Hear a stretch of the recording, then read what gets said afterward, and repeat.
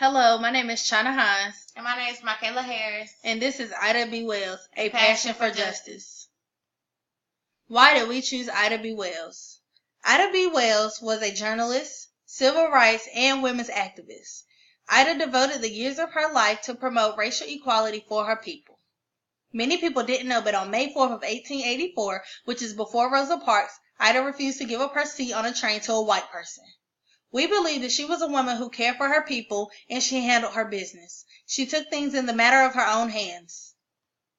Who was Ida B. Wells? Ida Bell Wells was born July 16, 1862 in Holly Springs, Mississippi. Her parents was James and Lizzie Wells.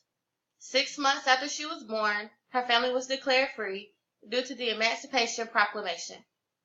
Ida soon became the oldest of 8 siblings, and as she got older, Ida B. Wells became an African-American journalist, abolitionist, and feminist.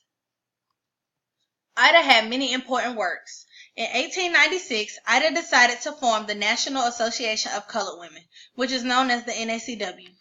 The NACW emerged amongst black women to strengthen and advocate each other while promoting equality and justice for all. In the 1890s, she led an anti-lynching crusade. This crusade started because 3 black men that Ida knew were taken and lynched. Mrs. Wells was an owner of the Memphis Free Speech and Highlight. She published Lynch Law in Georgia. Her works makes her remembered, and she fought for her people in every way that she could. She also had other dedications, such as the founder of the Alpha Suffrage Club, which was another women's suffrage association. She was a part of the Negro Fellowship League, which aided new migrants from the South. She was also a part of the African American Press Association, which was for students who were journalists and media professionals, and the African American Council, which was the first nationwide civil rights organization. Interesting facts about Ida B. Wells. She was the first American woman to keep her last name after her marriage. Her parents were active in the Republican Party during Reconstruction. Her father helped start Shaw University, which is now called Rust College. She had 4 children with her husband, Ferdinand Barnett. And although she was a founding member, she left the NAACP because she felt the organization lacked action-based initiatives. Both of her parents and a sibling died of yellow fever. When her parents died, she dropped out of school to help raise her siblings. She convinced a nearby school administrator that she was 18 and landed a job as a teacher. And on March 25, 1931, at the age of 68, Ida B. Wells died of kidney disease in Chicago, Illinois.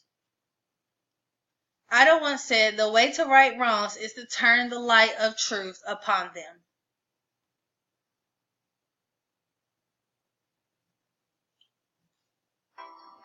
Her legacy is as someone who had a very radical voice at the turn of the century, which was in many ways not a very radical time. She was a female leader in a time we usually associate with male leadership.